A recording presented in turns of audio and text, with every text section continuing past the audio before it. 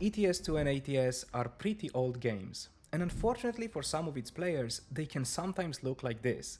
However, for most of you guys watching, it's probably gonna look closer to this, which is pretty decent. Now, with a little extra help and knowledge, we can help it transform into something that's even better looking. This has easily been one of the most requested videos on the channel. You guys kept asking for a dedicated video about my graphic settings, so it's finally time to break it all down. But instead of having a generic kind of video, there might as well be a screenshot. I designed this to be a guide, a full graphics tutorial meant to be something you could actually use. Before we get into it, it's important to remember that there are no magic settings that will single-handedly transform your game. How far you can actually push it will vary on many different factors. But don't worry, we're going to go through it step by step. I will show you exactly what I use, what changes, and what makes the biggest difference. Plus, we're gonna take a look at the small extras that will act as the cherry on top. This way, you don't just have to copy what I'm using and hope for the best. And by the end of this video, you will understand the process, and most importantly, why it might or might not work for you.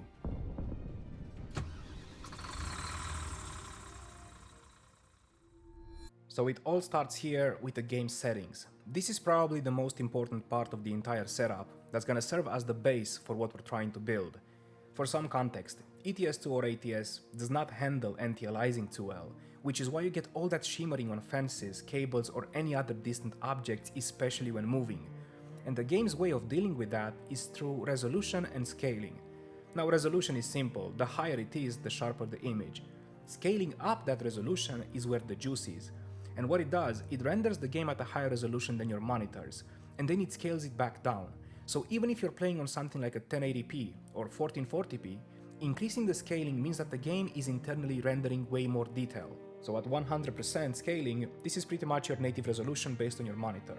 And unfortunately, unless you're playing in 4K, the lower ones such as Full HD or Quad HD like the one that I'm using, is just not good enough on its own.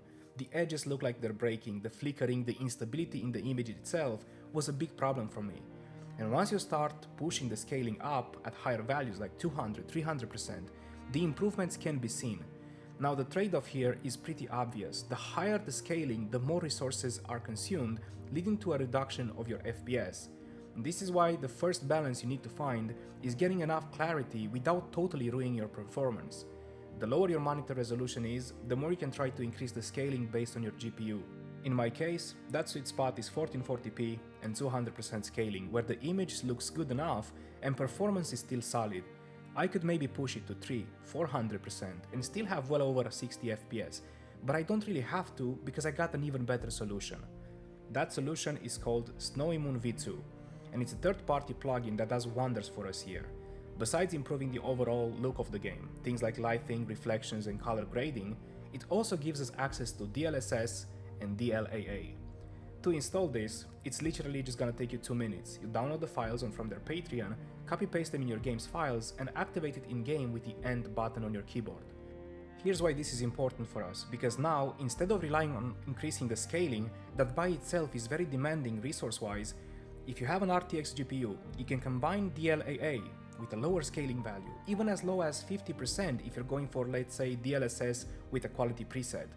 This way, you get a much cleaner result without pushing your system as hard, which will be leaving us with some room for the graphics mod that on their own will eat plenty of resources.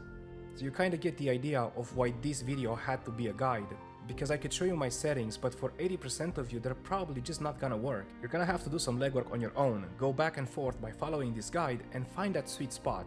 Make sure you have a clear image and enough performance left for what's coming next. Going from the base we created, or any other version that you found works best in your case, it should be no surprise that we are looking at mods. To make it easier to follow, we will divide them into 2 categories: essential graphic mods and optional graphic mods.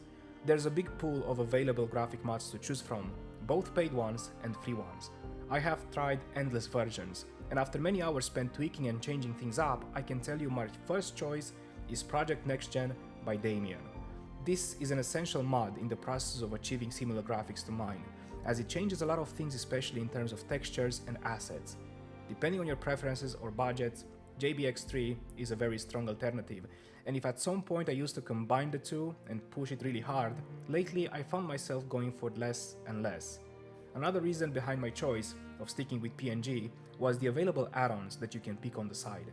These add-ons are mainly seasonal variants, such as spring, autumn, and the standalone winter experience. So let's look at some of the examples. This is the base PNG that respects the game's summer solstice. This is PNG with a spring add-on, and here we can easily notice how the atmosphere changed. My favorite one in terms of vibe, we have the autumn add-on. This paired with the rainy weather is really hard to beat in terms of immersion. And of course, the winter experience, which is not an add-on but a standalone preset of the PNG mod. I honestly felt like this offered the best winter driving experience from everything else I got to try. PNG, paired with a seasonal add-on that fits your vibe, with highly improved graphics supported by proper in-game resolution, scaling, and all the available tweaks SnowyMoon V2 offers, your game is officially transformed. Now for the optional graphic mods. They are optional indeed, but for the sole purpose of creating a cinematic experience, I found myself using them religiously. Their main purpose is to provide more options when it comes to lighting and weather. The one that I've been using recently is called Weather 3.5, and it's actually free on the Steam Workshop page. And the last of the optional graphic mods is gonna target the rainy weather. And this is called TM Realistic Rain with Coating Glass. Let's have a look on how this one actually impacts your game. On the left side, we have an improved version of rain we got from SnowyMoon V2, and on the right, we have added an extra layer of immersion by using the Realistic Rain add-on. It's these little things that, while optional, truly helps you realize how much of a difference they can actually make. For our final plugin, that is often used by those who want to push things even more, is the famous ReShade. This allows further customization, and it has so many different layers that you can tune up to your taste. I found a lot of free presets online that worked wonders, and recently a member of our Discord channel gave me some really interesting ones. There are a lot of creators out there who are offering their presets via Patreon, so you can browse around and decide if any of these would enhance your game in any way. This obviously pushes things a bit more, and the main key here is finding the right balance. If you overdo it, your game might look worse as a consequence. And before we wrap it up, I want to open one more door, but bear in mind this is something that should only be considered by players with ultra high-end PCs and lower resolution monitors. For those of you who have a bit more headroom on your GPU, but you're not playing on a 4K monitor, there's one more trick you can use. You can actually force the game to render at a higher resolution than your display using NVIDIA's DL scaling. To do this, you'll have to open NVIDIA Control Panel, go to Manage 3D Settings and enable DSR factors, specifically the DL scaling options like 1.78 or 2.25. This basically lets you simulate something close to 4K or even 1440p on a 1080 monitor.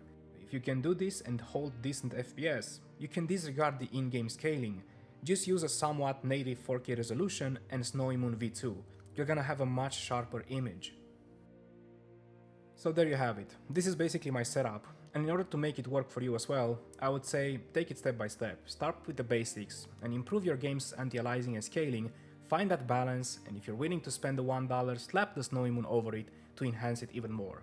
Then regardless if you're choosing a free graphics mod or a paid one, make sure your FPS stays constant.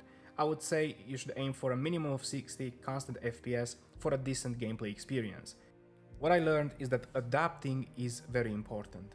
Know where to push and when to hold back, and be ready to switch things up depending on the vibe you're aiming to create. I hope this guide gave you enough insights so that you'll be able to apply it accordingly. This is what I have been using lately, and as always, until the next time, stay safe on the road and keep on trucking. Cheers.